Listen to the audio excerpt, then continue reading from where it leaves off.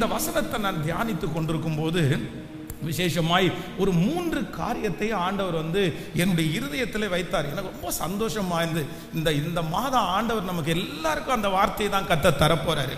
அப்படின்னா ஒரு யுத்தம் நடக்கும்போது இந்த கொடி ஏற்றுகிறதுல என்ன ஆசீர்வாதம் இருக்குது அப்படின்றத நான் தியானித்தேன். வேதம் சொல்லுகிறது, சத்துரு வெள்ளம் போல வரும்போது ஆவியானவர் எனக்காக என்ன பண்ணுவார் அப்படின்னா கொடி ஏற்றுவார். இந்த கொடி அப்படின்ற ஒன்று ரொம்ப முக்கியமான ஒன்று. பாருங்க, ஒரு கட்சி வச்சுட்டாங்க அப்படின்னு சொன்னா அந்த கட்சியில என்ன ரொம்ப முக்கியம்னா அந்த கட்சியினுடைய கொடி இருக்கு பாருங்க, அது ரொம்ப இம்பார்ட்டண்டா அவங்க செய்வாங்க. அதனுடைய கலர், அதுல கொடுக்கப்பட்டிருக்கிற அந்த முத்திரை, இது எல்லாத்தையுமே ரொம்ப யோசிச்சு அதுக்கு ஒவ்வொன்றுக்கு பின்னாடி ஒவ்வொரு அர்த்தத்தை வைத்திருப்பார்கள். ஒரு கட்சிக்கு ஒரு கொடி ரொம்ப முக்கியம், ஒரு தேசத்திற்கு ஒரு கொடி முக்கியம். இந்த கொடி என்கிற ஒன்றை யாருமே அவ்வளவு சீக்கிரமாய் அவமதிச்சிட முடியாது. அப்படி அவமதிக்கிறவர்களுக்கு பார்த்தீங்கன்னா ரொம்ப தண்டனை உண்டாகும். நம்ம பாருங்களேன், இந்த தேசிய கொடியை இப்ப பிளாஸ்டிக்ல தேசிய கொடி பண்றதில்லை. காரணம் என்ன அப்படின்னா, இந்த தேசிய கொடியை கீழே போட்டுறாங்க, காலில் மிதிச்சிடுறாங்க, அதை குப்பை தொட்டியில போட்டுறாங்கன்றதுக்காக தேசிய கொடி இப்பொழுது பிளாஸ்டிக்ல பிரிண்ட் பண்ணப்படுவதில்லை.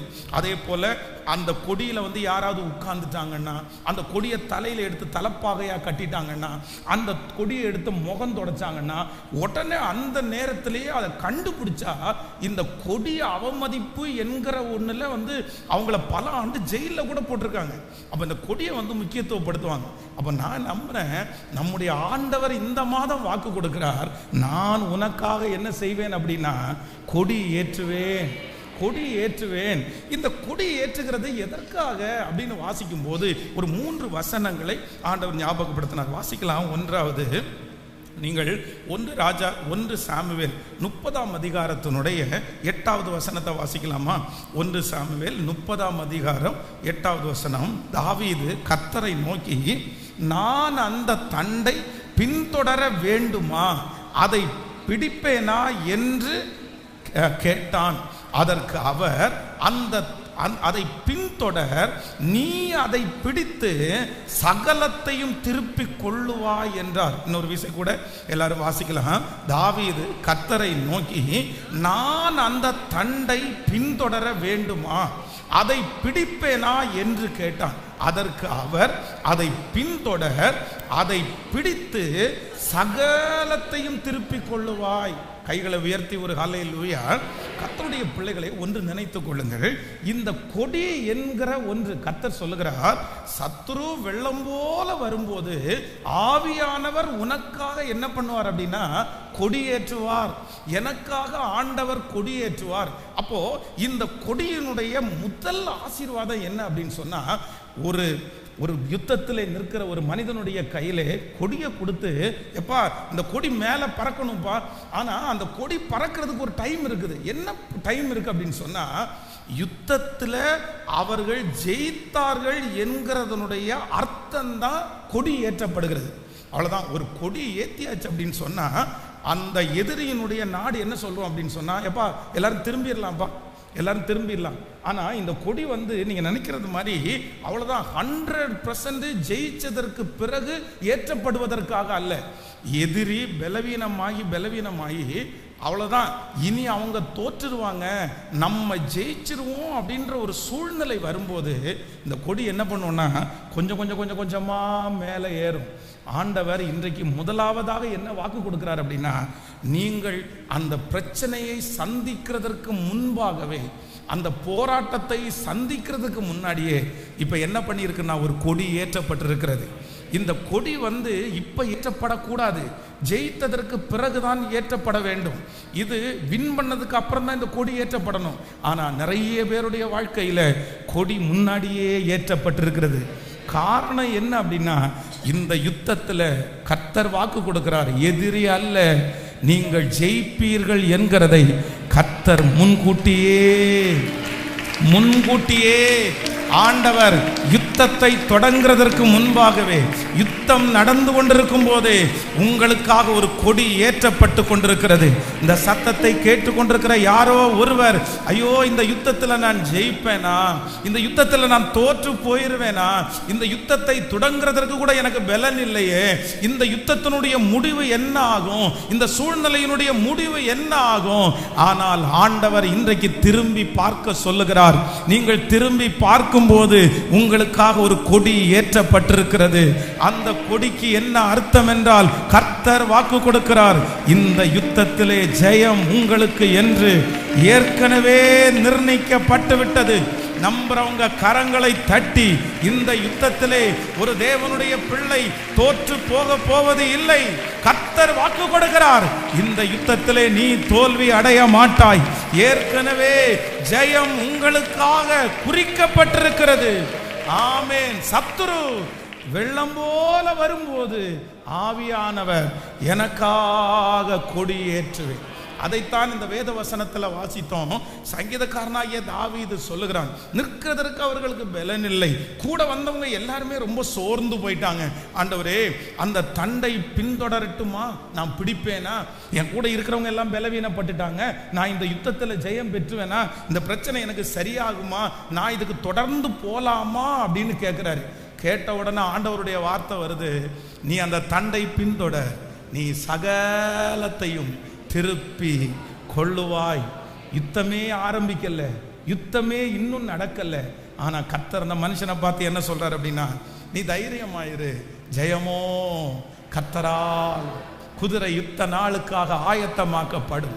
ஜெயமோ. இன்றைக்கு ஆண்டவர் யாரோ ஒருத்தடத்துல தெளிவாய் பேசுகிறார். இந்த மாதம் ஆண்டவர் வாக்கு கொடுக்கிறார், இந்த யுத்தத்தில் நீ ஜெயிப்பாய். இந்த யுத்தத்திலே ஜெயம் முன்பாகவே நிர்ணயிக்கப்பட்டது. இந்த காரியத்திலே ஏற்கனவே ஜெயம் உங்களுக்காக குறிக்கப்பட்டிருக்கிறது. கர்த்தர் கொடி ஏற்றிட்டாரு, ஆண்டவர் கொடி ஏற்றிட்டாரு. கர்த்தர் சொல்றாரு, இனி எந்த நெகட்டிவ் எண்ணமும் வேண்டாம், இனி அவிசுவாசம் உங்களுக்கு வேண்டாம், உங்களுடைய மனம் தளரவே வேண்டாம். நீங்க ஜெபம் பண்ணும் போது கூட எப்படி ஜெபம் பண்ணணும்னா, எனக்கு ஜெயம் கொடுத்ததற்காக ஸ்தோத்திரம், எனக்கு வெற்றியை கொடுத்ததற்காக ஸ்தோத்திரம். நான் நம்புறேன் இன்னைக்கு ஒரு கொடி உங்களுக்கு எனக்காக ஏற்றப்பட்டிருக்கிறது. அந்த கொடியினுடைய அர்த்தம் என்ன அப்படின்னு சொன்னா, என் பிள்ளை இன்னும் யுத்தத்தையே தொடங்கலைன்னாலும் ஜெயம் ஜெயம் ஜெயம், என்னுடைய பிள்ளைக்கு தான் ஜெயம். முடிவு உங்கள் பக்கத்துல தான், முடிவு உங்க பக்கத்துல தான். கர்த்தர் வாக்கு கொடுக்கிறார், காரியம் எப்படி வேண்டும் என்றாலும் மாறட்டும், எப்படி வேண்டும் என்றாலும் மாறட்டும். யுத்தத்தில் அந்த பக்கத்தில் ஜெயிக்கும் போது அந்த பக்கத்தில் கை தட்டலாம், இந்த பக்கத்தில் ஜெயிக்கும் போது இந்த பக்கத்தில் கை தட்டலாம். ஆனால் எல்லாருடைய கண்ணும் எதை பார்க்கும் அப்படின்னு சொன்னா, யார் ஜெயிக்க போறா, யார் ஜெயிக்க போறா. ஆனால் ஆண்டவர் நமக்கு வாக்கு கொடுக்கிறார், ஜெயத்தை முன்னாடியே கர்த்தர் எழுதியிருக்கிறார். யாரும் ஜெயிக்கிறதை குறித்து நீங்க வருத்தப்படவே வேண்டாம். பாச என்னமோ தெரியல, அவங்க தான் ரொம்ப போறது மாதிரி தெரியுது.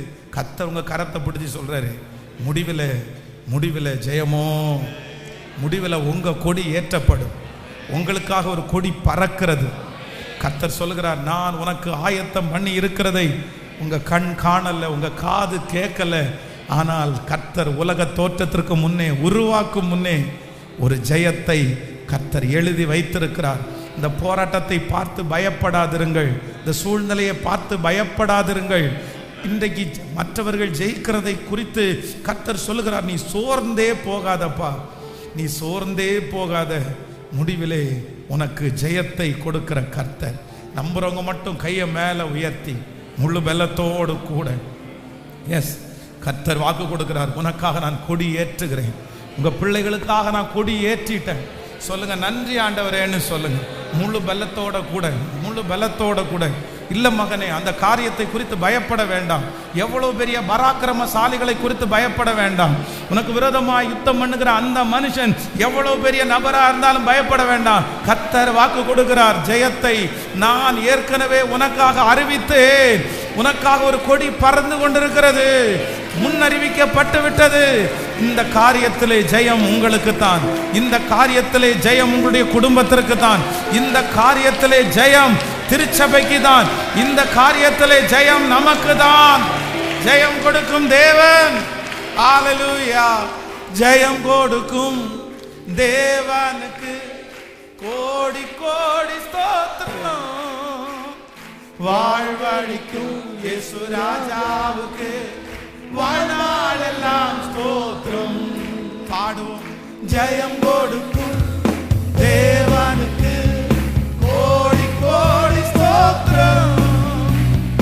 வாழ்வழிக்கும் இயேசு ராஜாவுக்கு வாழ்நாளெல்லாம் ஸ்தோத்திரம்.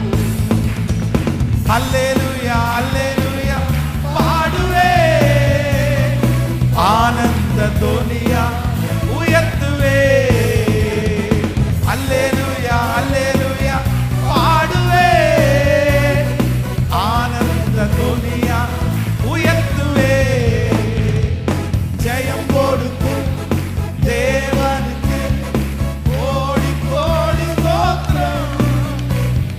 வாழ்வழிக்கும் இயேசு ராஜாவுக்கு வாழ்நாளெல்லாம் ஸ்தோத்திரம். ஹல்லேலூயா. சத்துரு வெள்ளம் போல வரும்போது ஆவியானவர் எனக்காக கொடியேற்றுவே. இந்த மாதம் நம்ம விசுவாசிக்க வேண்டிய ஒரு வாக்கு தத்தம். சத்துரு வெள்ளம் போல வரும்போது ஆவியானவர் எனக்காக கொடியேற்றுவே.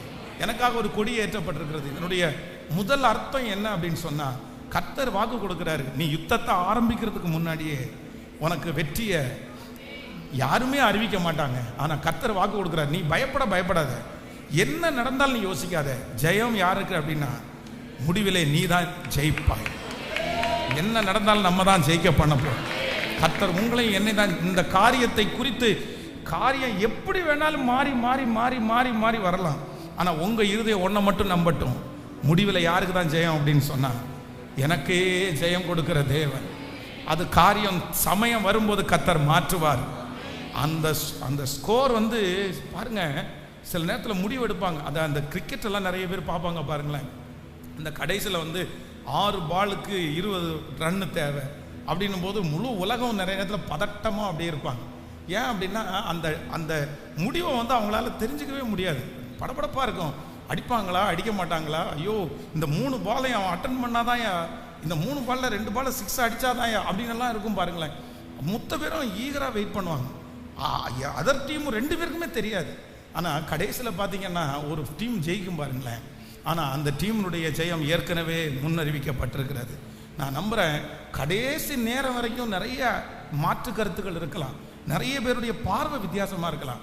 ஆனால் ஆண்டவர் முன்னாடியே உங்களுக்கு சொல்லிட்டாரு, நீ யுத்தத்தை ஸ்டார்ட் பண்ணுறதுக்கு முன்னாடியே சொல்லிட்டாரு, நீ பயமே படாத, ஜெயம் கொடி கர்த்தர் ஏற்றி. இது தீர்க்க தரிசனமான வார்த்தை, இது தீர்க்க தரிசனமான வார்த்தை, இது தீர்க்க தரிசனமான வார்த்தை. கர்த்தர் சொல்லுகிறார், இந்த யுத்தம் உங்களுடையது அல்ல, இந்த யுத்தத்தை பண்ண போகிறவர் கர்த்தர், இந்த யுத்தத்திற்கு முன்னின்று நடத்த போகிறவர் கர்த்தர். அவர் ஆரம்பித்த யுத்தம் தோற்பது இல்லை, அவர் இருக்கிற யுத்தம் தோற்பதே இல்லை. ஹல்லேலூயா. நம்பர் 2, இரண்டாவதாக இந்த கொடி என்கிறதனுடைய அர்த்தம் அப்படி அதை குறித்து நான் தியானிக்கும் போது ஒரு வசனத்தை வாசிச்சேன், எடுத்துக்கொள்ளலாம். ஏசாயாவின் தீர்க்க தரிசன புஸ்தகம் 40ஆம் அதிகாரத்தினுடைய 2வது வசனத்தை வாசிக்கலாமா? ஏசாயாவின் தீர்க்க தரிசன புஸ்தகம் 40ஆம் அதிகாரத்தினுடைய 2வது வசனம் வாசிக்கலாம். எருசலேமுடன் பட்சமாய் பேசி அதன் போர் முடிந்தது என்றும் அதன் அக்கிரமம் நிவர்த்தி ஆயிற்று என்றும் அது தன் சகல பாவங்களின் நிமித்தம் கர்த்தரின் கையில் இரட்டிப்பாய் அடைந்து தீர்ந்தது என்றும் அதற்கு கூறுங்கள் என்று உங்கள் தேவன் சொல்லுகிறார். இன்னொரு விஷயம் கூட வாசிக்கலாம். எருசலேமுடன் பட்சமாய் பேசி அதன் போர் முடிந்தது என்றும் அதன் அக்கிரமம் நிவர்த்தி ஆயிற்று என்றும் அது தன் சகல பாவங்களின் நிமித்தமும் கர்த்தரின் கையில் இரட்டிப்பாய் அடைந்து தீர்ந்தது என்றும் அதற்கு கூறுங்கள் என்று உங்கள் தேவன் சொல்லுகிறார். அல்லேலூயா. கர்த்தருடைய பிள்ளைகளே, ஒரு யுத்தம் நடந்து கொண்டிருக்கும் போது ஒரு கொடி ஏற்றப்பட்டால் முதலாவது அர்த்தம் அவ்வளவுதான், அந்த அந்த யுத்தத்தில் அவங்க ஜெயிச்சிட்டாங்க அப்படின்னு அர்த்தம். இரண்டாவது என்ன அர்த்தம் அப்படின்னு சொன்னா, இதுக்கு மேல என்ன பண்ணக்கூடாது அப்படின்னா போர் போடக்கூடாது. அதைத்தான் கர்த்தர் வாக்கு கொடுக்கிறார். எருசலேமிடத்திலே போய் பட்சமாய் பேசி ஒன்னு சொல்லுங்க, ஆவியானவர் கொடி ஏற்றிட்டாரு, இனி யுத்தம் பண்ண வேண்டாம், யுத்தம் முடிவிற்கு வந்தது, நான் நம்புகிறேன் இந்த மாதம் ஆண்டவர் உங்க எல்லாருக்கும், நமக்கு எல்லாருக்கும் கர்த்தர் வாக்கு கொடுக்கிறார். நான் கொடி ஏற்றிட்டேன். இந்த கொடி ஏற்றினதுக்கு அர்த்தம் என்ன அப்படின்னு சொன்னா, யுத்தம் முடிந்தது, யுத்தம் முடிந்தது. நான் தீர்க்க தரிசனமாய் சொல்லுகிறேன், அநேகருடைய யுத்தத்திற்கு கர்த்தர் இந்த மாதத்திலே ஒரு முடிவை கர்த்தர் கொண்டு வர போகிறார். அநேக பிரச்சனைகளுக்கு கர்த்தர் ஒரு முடிவை கொண்டு வர போகிறார். நிச்சயமாகவே முடிவு உண்டு. உன் நம்பிக்கை வீண் போகாது. அந்த போராட்டத்திற்கு ஒரு முடிவை கர்த்தர் கொண்டு வர போகிறார்.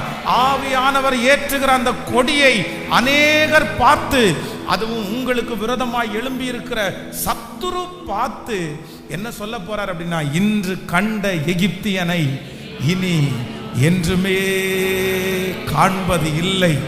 ஆமென். சத்துரு இனி உட்புகுதல் இருக்கவே இருக்காது.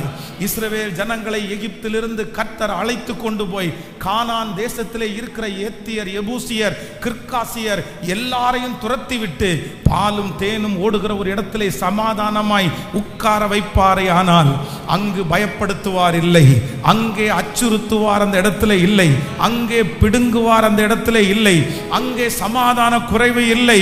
கர்த்தர் வாக்கு கொடுக்கிறார், நான் யுத்தமே இல்லாத ஒரு சமாதானமான இடத்திலே உன்னை கொண்டு போய் வைப்பேன் என்று இஸ்ரவேல் ஜனங்களுக்கு வாக்கு கொடுத்த அந்த தேவனுடைய மகிமை இந்த சத்தத்தை கேட்டுக்கொண்டிருக்கிற ஒவ்வொருத்தர் மேலும் இப்பொழுது கடந்து வருகிறது.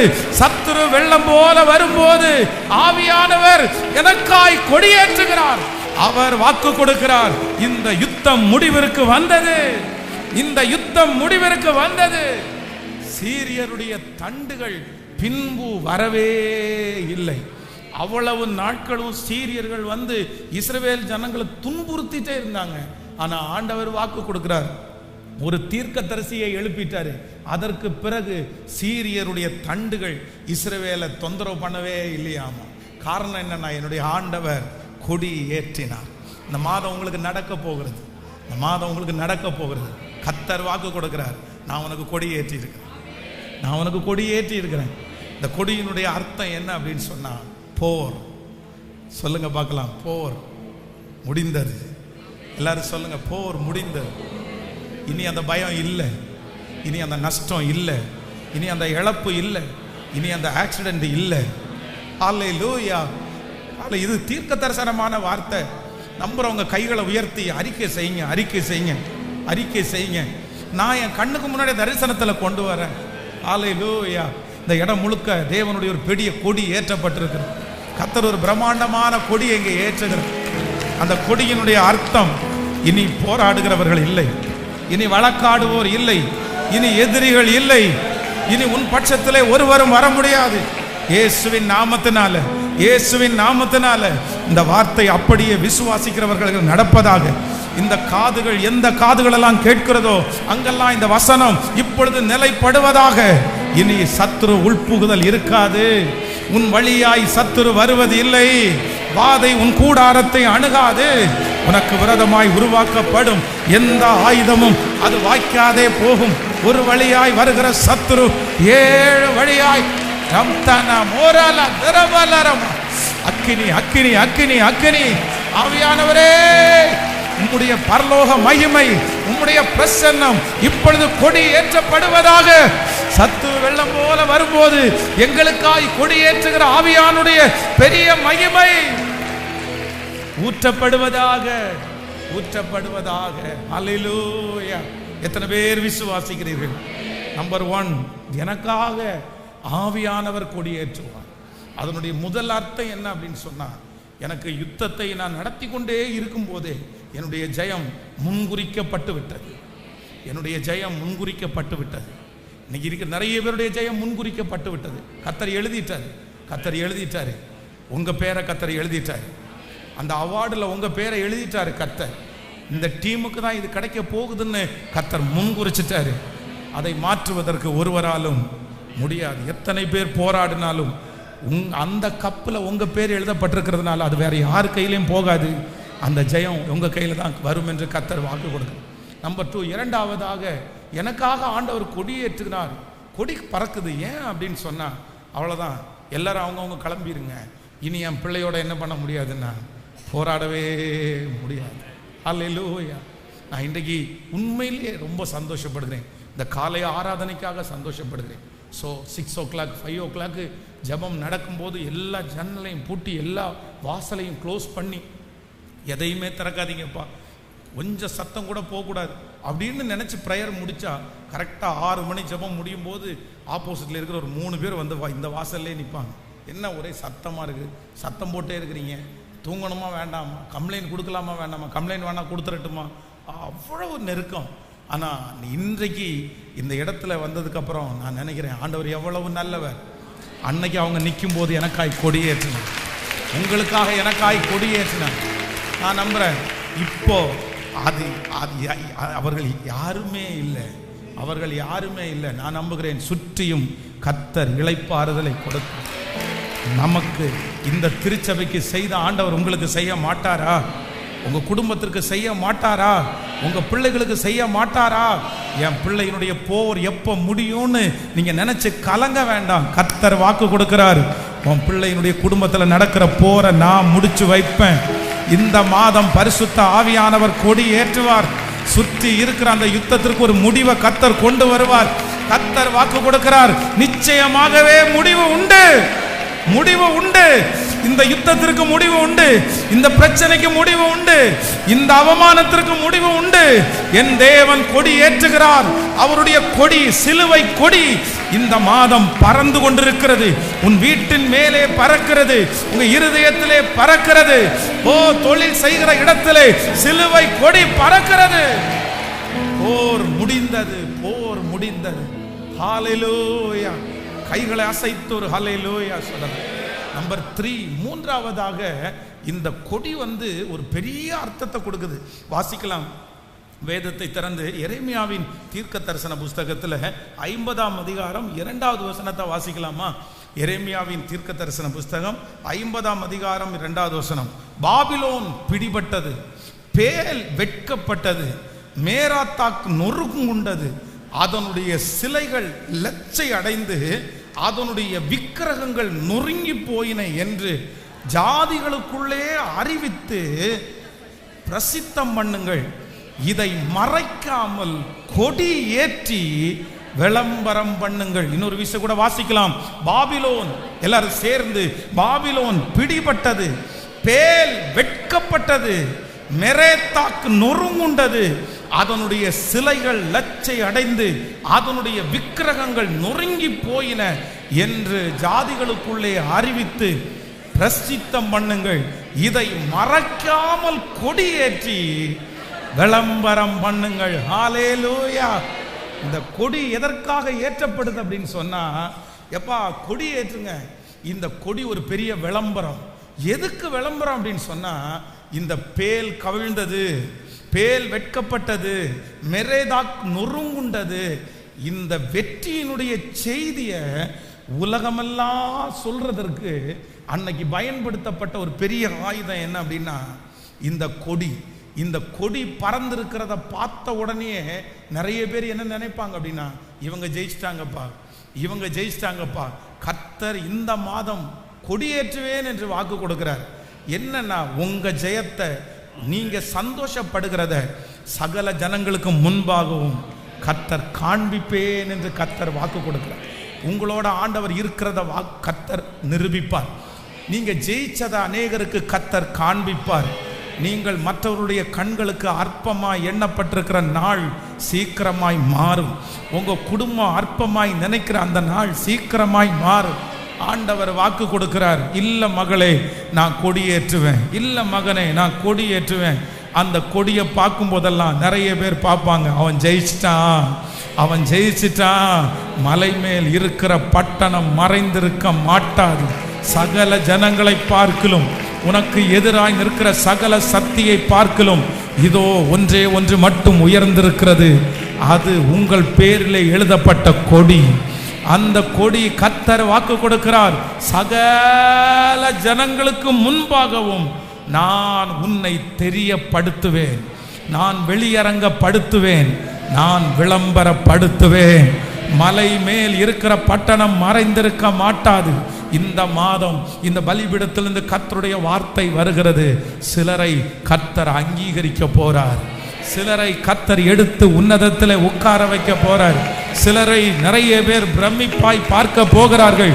கர்த்தர் வாக்கு கொடுக்கிறார், நான் உனக்காக கொடியேற்றுவேன். உங்க ஜெயத்தை குறித்து அநேகருக்கு இந்த மாதம் ஆண்டவர் தெரியப்படுத்துவேன். எல்லாருக்கும் முன்னாடியும் ஆண்டவர் உங்களை நிறுத்துகிற காலம் சீக்கிரமாய் வரப்போகிறது. நிறைய பேருக்கு தலைமைத்துவத்தை ஆண்டவர் தரப்போறாரு. நிறைய பேருக்கு அதிகாரத்தை ஆண்டவர் தரப்போறாரு. எத்தனை ஆயிரங்கள் பேர் நின்றாலும் நீங்க உங்க கொடி உயர்ந்திருக்க போகிறது. நீங்க மேல இருப்பீங்க. கர்த்தர் சொல்றார், நான் உன்னை விளம்பரப்படுத்துவேன். நம்புறவங்க எத்தனை பேர் ஆமோதிக்கிறீங்க? உங்களை நிறைய பேருக்கு தெரிகிற அளவுக்கு கர்த்தர் கொண்டு வருவார். உங்க எதிரிகள் பார்ப்பார்கள், உங்க கொடி உயர பறந்திருக்கும். அவன் ஜெயிச்சிட்டான் போல, அவன் ஜெயிச்சிட்டான் போல. நான் நம்புறேன். நீங்க போய் சொல்ல வேண்டாம், நீங்க போய் சொல்ல வேண்டாம். உங்களுக்காக பரிசுத்த ஆவியானவர் ஒரு கொடி ஏற்றுவார். அந்த கொடியை எதிரி பார்ப்பாங்க. பார்த்த உடனே முடிவு பண்ணிடுவாங்க, இவன் ஜெயிச்சிட்டான், இவன் ஜெயிச்சிட்டான். நீங்க ஜெயிச்ச செய்தி உங்கள் எதிரிகளுக்கு போய் சேரும். நீங்கள் ஜெயித்த அந்த செய்தி உங்களை சுற்றி இருக்கிறவர்களுக்கு போய் சேரும். உங்களை குறைவாய் நினைத்த நிறைய பேருக்கு இந்த மாதம் ஆண்டவர் வாக்கு கொடுக்கிறார், நீ ஜெயிச்ச செய்தியை அவங்களுக்கு கண்டிப்பா நான் சொல்லுவேன்.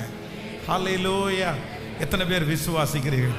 சத்துரு வெள்ளம் போல சத்துரு வரும்போது ஆவியானவர் எனக்காய் கொடியேற்றுவேன். இப்போ அந்த பிக்சரை உங்க கண்ணுக்கு முன்னாடி கொண்டு வாங்க. ஒரு பெரிய காற்றாட்டு வெள்ளம் போல ஒரு யுத்தம் அப்படியே உங்களுக்கு நேராய் வருகிறது. ஆனா இங்க பின்னாடி இன்னும் ஒருத்தர் மட்டும் கொடியை ஓங்கி பிடிக்கிறாரு. அதுக்கு 3 காரணம் இருக்குது. நம்பர் 1, முதலாவதாக நீ எவ்வளவு வீரியமா வந்தாலும் என் பிள்ளை ஜெயிச்சிருவான். ஜெயம் அவனுக்கு தான், ஜெயம் அவனுக்கு தான். கர்த்தர் முதலாவது கொடி ஏற்றுறாரு. 2வதாக கர்த்தருடைய கொடி ஏற்றுது. நீ தயவு செய்து பின்னாடி போப்பா, நிறுத்தி இருப்பா, என் பிள்ளை ஜெயிச்சிட்டான். போரை கர்த்தர் நிறுத்துகிறார். 3வதாக அந்த கொடி கர்த்தர் வாக்கு கொடுக்கிறார், இல்லை சத்துருக்கள் எல்லாருக்கும் என் பிள்ளை ஜெயிச்சான் என்கிறதை விளம்பரப்படுத்துகிறார். ஹல்லேலூயா. வெள்ளம் போல சத்துரு வந்தாலும் ஆவியானவர் இந்த மாதம் தீர்க்க தரிசனமான வார்த்தை. வெள்ளம் போல சத்துரு வந்தாலும் ஆவியானவர் எனக்காய் கொடி ஏற்றுவேன். ஒரு 10 டைம் சத்தமா எல்லாரும் சொல்லுங்க, வெள்ளம் போல சத்துரு வந்தாலும் ஆவியானவர் எனக்காய். சொல்லுங்க எல்லாரும் சத்தத்தை உயர்த்தி, வெள்ளம் போல சத்தம். நன்றியப்பா, நன்றியப்பா. சொல்ல சொல்ல மகிமை. ஹல்லேலூயா. என்னுடைய தரிசன கண்களாய் நான் பார்க்கிறேன். என்னுடைய தரிசன கண்களால் நான் பார்க்கிறேன். ஓ ஹல்லேலூயா. வெள்ளம் போல சத்தான் வந்தாலும் ஆவிதாமே கொடி பிடிப்பா. வெள்ளம் போல சத்தான் வந்தாலும் ஆவிதாமே கொடி பிடிப்பா. அஞ்சாதே என் மகனே, நீ அஞ்சாதே என் மகனே. ஆடுவோம். அஞ்சாதே என் மகனே, நீ அஞ்சாதே என் மகளே. வெற்றி கோடி பிடித்திடுவோம், நாம் வீரநடை நடத்திடுவோம். வெற்றி கோடி பிடித்திடுவோம், நாம் வீரநடை நடத்திடுவோம். ஹல்லேலூயா. எல்லாரும் அப்படியே எழும்பி நின்று இந்த பாடலை பாடி கர்த்தரை மகிமைப்படுத்த போறோம். சத்துரு வெள்ளம் போல வந்தாலும் ஆவியானவர் எனக்காய் கொடியேற்றுவேன். இந்த மாதம் ஆண்டவர் இந்த ஏப்ரல் மாதம் நமக்கு கொடுக்கிற ஒரு நல்ல வாக்கு தத்தம். சத்துரு வெள்ளம் போல வந்தாலும் ஆவியானவர் எனக்காக கொடி ஏற்றுவேன். எந்த பிரச்சனை காற்றாற்று வெள்ளம் போல எனக்கு எதிராய் வந்தாலும் எனக்கு பின்பாக அந்த வெற்றியை அறிவிப்பு கொடுக்கிற ஒரு இயேசு, ஒரு பரிசுத்த ஆவியானவர் எனக்காக இருக்கிறார். சத்துரு வருவதற்கு முன்பாகவே எனக்காக அவர் கொடி ஏற்றுகிறார். அவர் ஏற்றுகிற கொடிக்கு 3 விதமான அர்த்தம் உண்டு. ஒரு அர்த்தம், முதலாவது அர்த்தம், எனக்கு ஜெயம் நிர்ணயிக்கப்பட்டது, எனக்கு ஜெயம் முடிவிற்கு வந்தது, நான் தான் ஜெயிக்க போகிறேன் என்கிறதற்காக கொடி ஏற்றப்பட்டது. இரண்டாவது என்னுடைய கொடிக்கு அர்த்தம் இனி போர் செய்யக்கூடாது, இனி போரை நிறுத்துங்கள் என்கிறதற்காக பரிசுத்த ஆவியானவர் எனக்காய் கொடியேற்றுகிறார். மூன்றாவதாக எனக்காக பரிசுத்த ஆவியானவர் கொடியேற்றுவதற்கு அர்த்தம் என் பிள்ளையினுடைய ஜெயத்தை விளம்பரப்படுத்துங்கள். என் பிள்ளை ஜெயித்தான், என் பிள்ளை ஜெயித்தான். வெள்ளம் போல சத்துரு வந்தாலும் ஆவியானவர் கொடியேற்றுவார், கொடியேற்றுவார். எவ்வளவு பெரிய பிரச்சனை வந்தாலும் உங்கள் இருதயம் கலங்கவே வேண்டாம். உங்களுக்காக பரிசுத்த ஆவியானவர் கொடி ஏற்றிவிட்டார். ஜெயம் நிர்ணயிக்கப்பட்டது. நம்புறவர்கள் கரங்களை தட்டி ஆமென். இந்த பாடலை எல்லாரும் கரங்களை தட்டி வெள்ளம் போல நன்றியப்பா. வெள்ளம் போல சத்தான் வந்தாலும் ஆவிதாமே கொடி வெடிப்பா. பாடும்.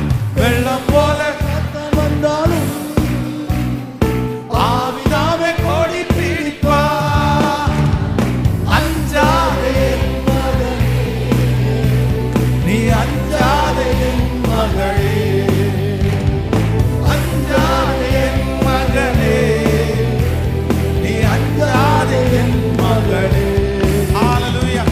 வெற்றி கோடி பிடித்திடுவோம், நாம் வீரநாடை நடந்திடுவோம்.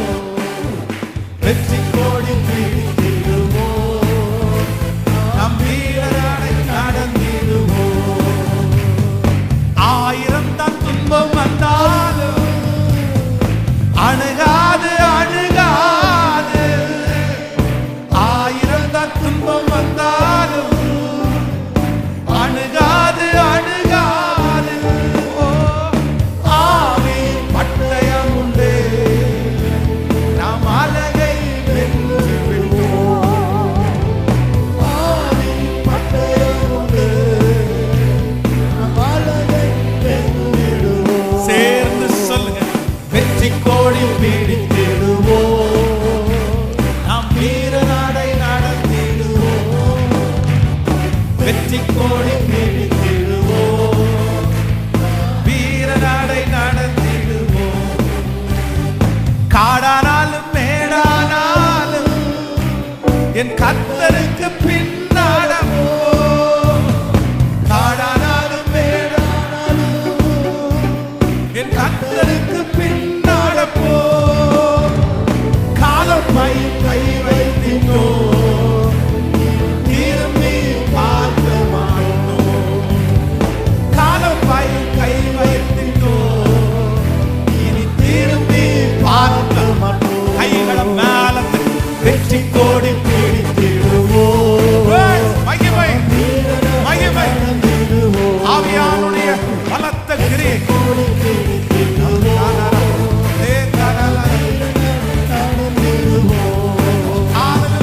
கோலியாத்தை முறியடிப்போம் இயேசுவின் நாமத்தில். கோலியாத்தை முறியடிப்போம். நடக்கட்டும் அப்பா இயேசுவின் நாமத்தில். விசுவாச கேடயத்தால் நாம் பிசாசை வென்றிடுவோம்.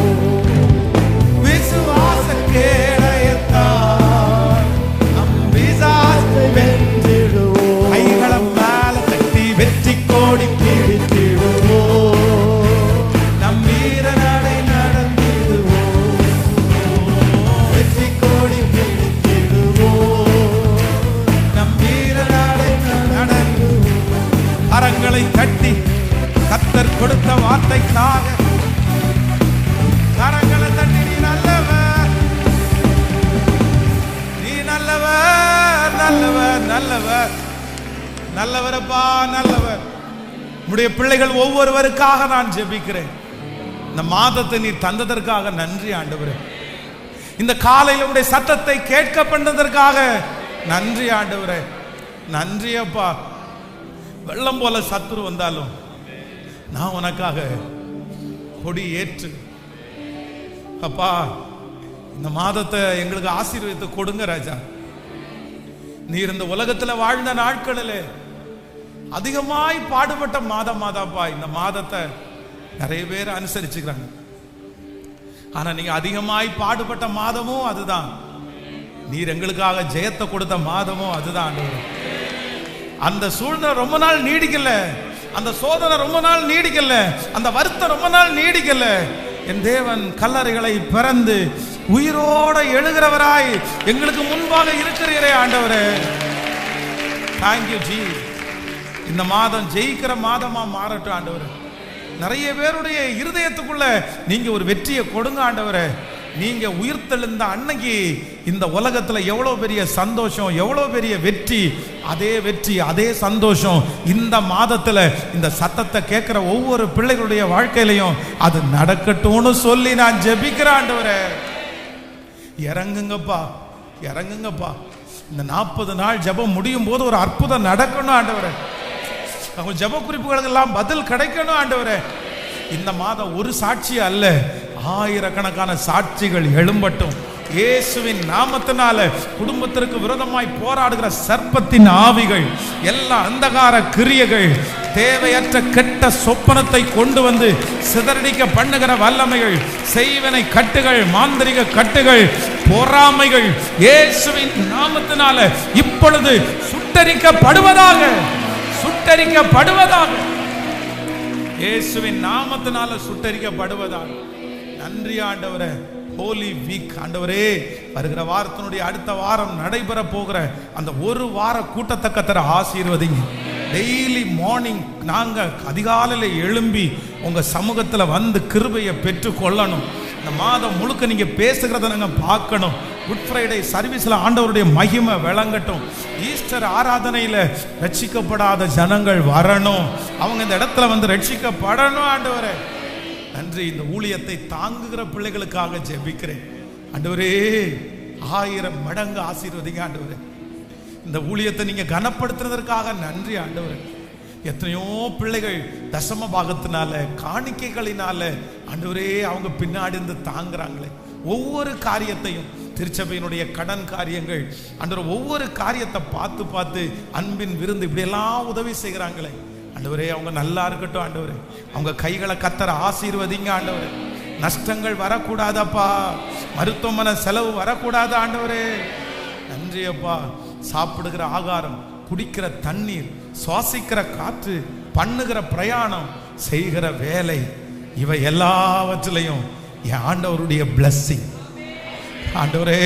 குடிக்கிற தண்ணி, சுவாசிக்கிற காற்று, சாப்பிடுகிற ஆகாரம், பண்ணுகிற பிரயாணம், செய்கிற வேலை, இவை அனைத்திலையும் என் ஆண்டவருடைய ஆசீர்வாதம் என் பிள்ளைங்க அத்தனை பேருடைய தலையின் மேலும் ஆமென் ஆமென் என்றும் இந்த மாதம் திருமண நாளை காண்கிற, பிறந்த நாளை காண்கிற பிள்ளைகள் மேல் ஒரு விசேஷித்த அனுக்கிரகம் இருப்பதாக ராஜா. எங்க கம்ஃபர்ட் சர்ச்சுக்கு நன்றி அப்பா. ஃபில்லர்ஸ் தூண்களை எழுப்புங்க ஆண்டவரே, எழுப்புங்க ராஜா. இந்த ஊழியம் ஆண்டவரே இந்த பட்டணத்தோடையோ இந்த பகுதியோடையோ அல்ல, இது உலகமே சந்திக்கிற ஒரு ஊழியமா மாறட்டும். இங்கே இருந்து ஒரு நதி கடந்து போய் எந்தெந்த இடத்துலெல்லாம் ஆத்துமாக்கள் மரித்து போக கிடக்கிறாங்களோ அவங்களுக்கெல்லாம் ஜீவன் கொடுக்கிற அளவிற்கு இந்த நதி பாய்வி பறக்கிற ஆறை போல இப்பொழுது ஒவ்வொருத்தரையும் தொடுவதாக. இந்த ஊழியத்தில் கூட நிற்கிற பிள்ளைகள் ஆண்டவரே ஆசீர்வதிக்கப்படுவார்களாக. Thank you Jesus. உங்க கிருபையின் கரங்களில் தாழ்த்தி நாங்கள் சமர்ப்பிக்கிறோம். எங்கள் பிள்ளைகள் கைகளில் வைத்திருக்கிற காணிக்கைகளை, தசம பாகங்களை ஆசீர்வதிப்பீராக. இயேசுவின் மூலம் ஜெபம் ஏறெடுக்கிறோம் நல்ல பிதாவே. என் ஆத்துமாவே கர்த்தரை ஸ்தோத்திரி, என் முழு உளமே பரிசுத்த நாமத்தை ஸ்தோத்திரி. என் ஆத்துமாவே கர்த்தரை ஸ்தோத்திரி, கர்த்தர் செய்த சகல உபகாரங்களையும் மறவாதே. ஆமென். ஹல்லேலூயா, ஹல்லேலூயா, ஹல்லேலூயா.